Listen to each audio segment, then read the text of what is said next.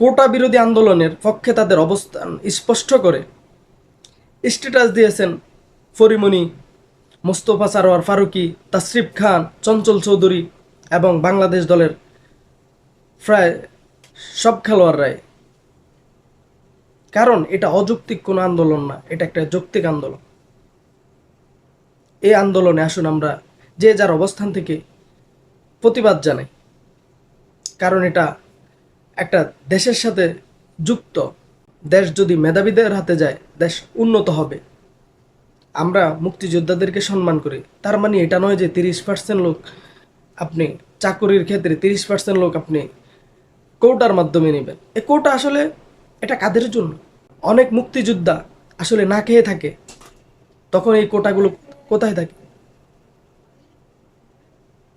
মুক্তিযোদ্ধার আমরা পত্রপত্রিকা খুললে দেখি অনেক মুক্তিযোদ্ধা খেতে পারে না।